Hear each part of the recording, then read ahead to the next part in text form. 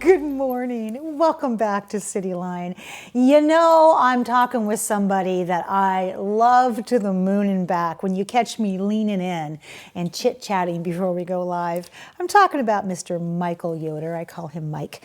He is the executive director of Associated Ministries and in my top 10 favorite people in Tacoma. Absolutely. I think you tell everybody that. I don't. I do not. I'm privileged to be on that list. Well, every time I see you, I let out this big scream, and then I come running over and smother you in a hug. That is the truth. And that's not going to stop. You got to know that.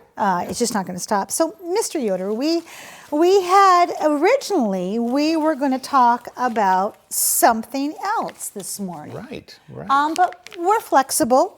And we have our finger on the pulse of what's happening daily in our society. So let's talk about what is it we're going to talk about instead. Well, we had planned a month ago, we made plans to come and tell you and the community about our community quarterly meeting. We have been holding these meetings every quarter for the last 2 years where we gather faith communities and other interested groups together to have an engaging conversation about solutions to homelessness. It's been a really successful gathering. We're really excited to do that again next week for this quarter's meeting. Obviously, with the recent turn of events, we're not going to have a community gathering, and that's the right call to make. Not that this issue isn't important, but under an abundance of caution, of course. But I do want the listeners to know that we're still planning to do a meeting again the next quarter on June 18th. So mark your calendar. Mark the calendar now and come on out. It'll be at Bethlehem Baptist over on the east side. And it's a 2-hour energizing space where there's just a lot of good information, encouraging ideas, people that are actually doing things, making a difference, and really energizing each other to keep on thinking about what we can do as a community, especially groups within our community, like faith communities who want to get together and have a project that they can take on and own as a local community to, invest in the well-being of their vulnerable neighbors. So that's what we're going to talk about. It's still valid, but it's just not next week. It's in June instead. Yeah. But I still wanted to come on because there's still more things I think that's good to talk about. Well, you've said it so beautifully and so serenely, and I'm just going to be real blunt. Homelessness does not sleep. Right. It still continues. It continues to pick up speed, and now that we are underneath this umbrella of COVID-19, we need to talk about how we are taking care of our most vulnerable citizens right now. Regardless of what your stance is on homelessness, you and I are not here to talk about that. We are here to talk about the simplest things that we can do to assist our neighbors right now, because that's what we do. I love that you described it that way, because that is what I wanted to reinforce today. I mean, no one in a time like this, with a crisis that we're trying to figure out how to navigate, no one can blame anyone for being first and foremost concerned about themselves, their own health, their immediate family. That's natural, that's logical and important. But I, at a time like this, would like to challenge our community to think a little bit more broadly about what their definition of family really is. Oh, yes. I think we need to think of our family as being everyone in our community, and especially those amongst us that are vulnerable and need us now more than ever. Yes. There are some simple things that we're trying to get the word out that people can do that can help our neighbors experiencing homelessness. And we're just running really short on supplies, even in our office, for our own staff and for the clients that come to visit us. Sanitizing wipes and hand sanitizer. We all know from the news that's hard to get. Well, you can just imagine how hard it is for some of those essential supplies to make their way through communities where people experiencing homelessness are being forced to survive right now. So I just want to encourage people, if you have a stockpile, would you give some up? Thank you. Would you drop some sanitizer? No questions asked. Just pull up. There's no judgment zone. Some hand sanitizer, bring it by your local shelter, bring it by Associated Ministries. We'll get that distributed into communities where people experiencing homelessness are at. It will be a huge benefit to their lives right now. If you think about how difficult it is for us to get those basic supplies, you can imagine that it just doesn't exist in these vulnerable communities. And we have to take care of them for the well-being of our whole community. Well, they depend upon us. Right, absolutely. They depend upon us. What else keeps you awake at night, my friend? Well, way beyond that, and that's super important. That's just It a basic is. step. Let's just do something. Yeah, do something. But way beyond that, I'm really concerned that we as a community, I don't feel like we've done all that we need to do to make certain there's a safe place for our unsheltered neighbors to be at a time like this. The instructions to all of us are, when you feel sick, then quarantine yourself at home. How does that apply to someone who doesn't have a home to shelter themselves into? And so that's the widely told message: shelter yourself at home. And is there any kind of a provision for those who that instruction just can't work for? So could we think out of the box at a time like this? Could we temporarily house those who are unsheltered in gymnasiums of schools that have been closed down? Or could we open up parking lots in public spaces for people who are living in their cars to have a safe place, and then bring in some sanitation and some hygiene provisions for them in a place like that? Where could they go and safely, and more humanely live, in their car, if that's the season of life that they're in? Could we even as a community actually set up a sanctioned encampment? Could we pick a place, unused public land, and just designate it as a sanctioned encampment, and we could wrap some services around? We don't really have those facilities yet, but it's time to think out of the box. We've always needed that. It's always been time to think about that. But now more than ever, we've got to make some provisions for our unsheltered neighbors in ways we haven't thought of before. Yeah, boy, that is definitely something that keeps me awake at nighttime, when I'm driving at nighttime and I see encampments, and I see people in their cars, and I see people on steps of churches, and it's cold outside, and I think, oh my gosh, what are we doing here? How are nonprofits like Associated Ministries weathering the storm? Because I look at Associated Ministries and I give you the stamp of first responders. You are a first responder spiritually, but also in terms of needs of people who are underserved. So how is the team doing? Yeah. Thanks for asking, because that really is, greatly on my mind, of course. As the director of the organization, I've got to think about my staff equally with our clients that we serve. And, our staff is there every day doing heroic work with some of the most vulnerable people in our community. And they're still coming and soldiering on to do what they can do to keep meeting the needs of this community that it always needs our help, and especially now. But they're normal human beings too. They have their own concerns and anxieties and fears. And we're not getting a lot of answers. I think, there's stuff going on that I'm not aware of, I'm sure, but we haven't heard, we haven't really received a lot of assistance, from our government agencies and contractors, just helping us just to know up front, what extra resources, what extra provisions, how can we modify our contracts to continue paying our employees if they have to work in alternative ways, like remotely or at home. We don't have a lot of answers yet, and that gives me a lot of anxiety as the leader of an agency that has to balance the well-being of keeping our staff going to provide these essential services, and yet figuring out how we will survive as an agency. There's really a lot of concern. As a nonprofit leader in this community, my heart goes out to the organizations that have had fundraisers canceled during these couple of weeks. I mean, I first and foremost, thank heavens we didn't have one that we've had to cancel, but I was planning to attend one of a good friend of mine on Saturday night that was just canceled. And so I immediately made an online donation, because these fundraising events are absolutely critical to the well-being and the successful operations of nonprofits. And to have a fundraiser canceled is devastating. So at a time like this, if there's an organization you care about, go online this week. That can be 25% of their budget. Yes, often or more. These fundraisers are essential. They make or break. For good reasons, they can't happen. And so there's no blame. Canceling them is the right thing to do. And some may be able to be rescheduled, of course. But they were planning those fundraisers this week and next week and in the coming weeks. And that's when they have that revenue budgeted for their income.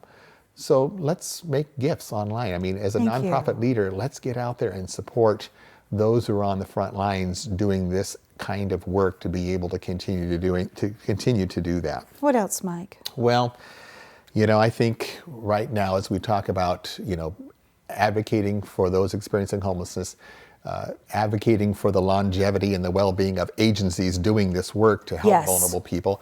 I think this is a time that really calls for us to be a voice for the voiceless. And that is both those experiencing homelessness and sometimes the tireless workers who in some ways seem voiceless in their own way. Who really advocates for the well-being of these social workers that, aren't highly paid, but they're the fabric of this community. They're on the front line. People. Yes, they're on the front lines for us. Yes.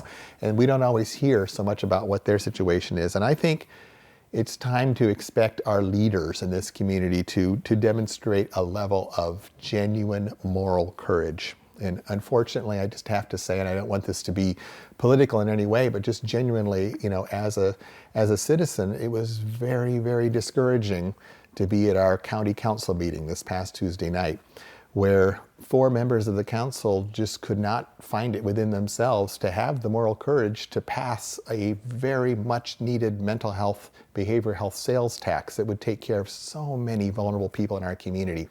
And even with an easy remedy and a perfect way to take care of some of the most vulnerable people in our community, they couldn't get it together and have the courage to pass that tax. We're the last county in the state, last large county in the state that hasn't. And I don't know what is wrong with the leadership in our community that can't be done. And that's what gives me pause. That even at a time like this, with an extra amount of crisis, if they can't respond to that, are they really going to step up and do some crazy bold things that might be necessary at a time like this?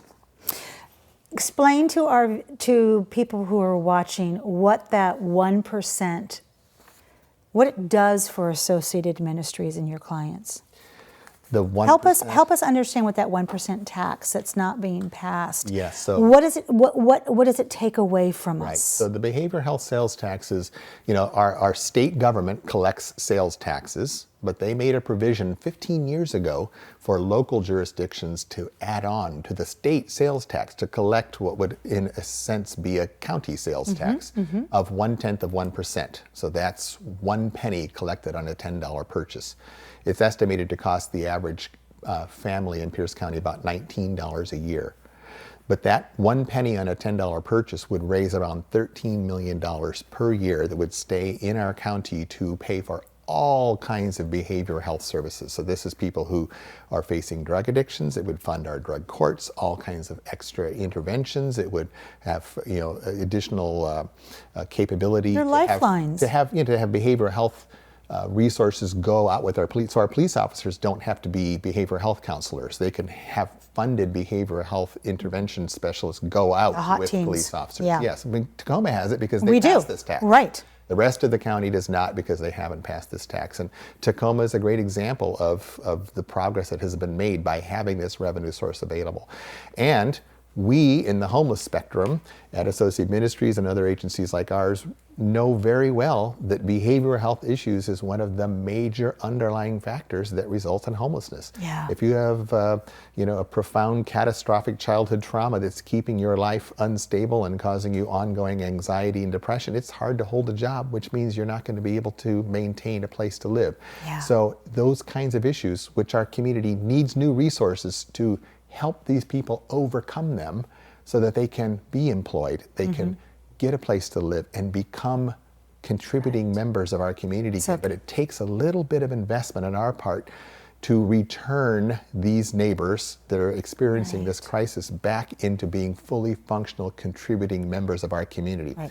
Without this little bit of investment, we're basically just keeping them to remain as nothing but a draw on resources. So they spend times in ERs, they spend times in jails, which costs us, some people say, vastly more money than this tax would cost us paying a penny on. So consider the call to action from Mike Yoder. You rang the bell. Yeah. Last few minutes here. What are some final thoughts you want to leave us with? Well, I think I just wanted to underscore this idea, and it's not all about the behavioral health sales tax. Hopefully that has a chance to come back up and be considered by our county council later this year. They didn't vote no, they just voted to defer passage of it. But I think right now in this crisis with the coronavirus and thinking about vulnerable people, we've got to think, we've got to have the courage to think out of the box. I just read this morning that Seattle Public Utilities has suspended all utility shutoffs during this time of crisis, just to help people stay stable in their homes.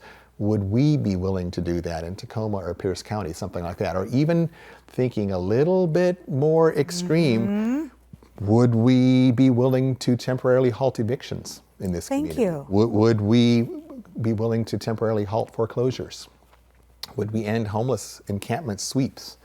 Because the answer to getting through this virus emergency is to quarantine yourself at home. Why would we want to continue policies and actions that lead to more people being homeless right now? We've got to do things that keep people as stable as possible in their homes for all of our well-being. So do we want to be shutting off utilities? Do we want to be evicting people onto the streets when they're maybe sick so they can be out amongst us? Is that a wise thing?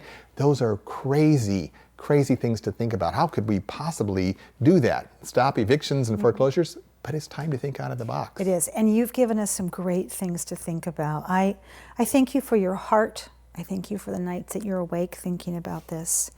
And I thank you for your ability just to plain speak it. And I thank you for all that you've done here on the couch today. And I appreciate that. And hang in there, my friend. We're going to. We will. Yes. I am an eternal optimist. You are. I believe on the other side of all this, we can come out a stronger, more compassionate, better resourced community. Agree. Better connected, thinking differently. That's what the upside of all this can be if we'll take this opportunity to do it. Thank you for being here today, my love. Thank you. All right, I want you to know that as we close, the importance of donating blood during this time in the midst of the current concerns of COVID-19 virus, Cascade Regional Blood Services has experienced a severe shortage in blood donations. Please know that blood donations are safe. Donating blood is not a mass gathering, and Cascade Regional Blood Services follows appropriate infection protocols at their donor locations and their mobile buses. So if you are eligible to donate, please do so. And of course, that wraps up another great segment of CityLine.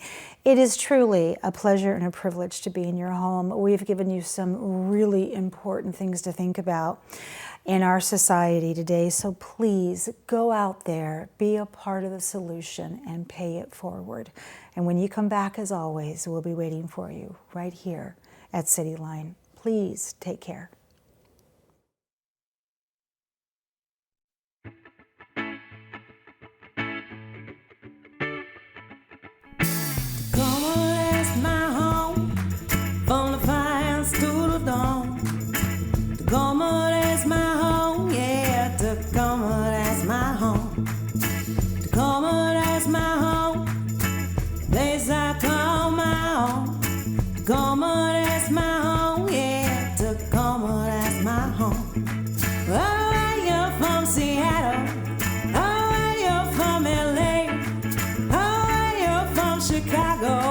Tacoma's where you'll stay.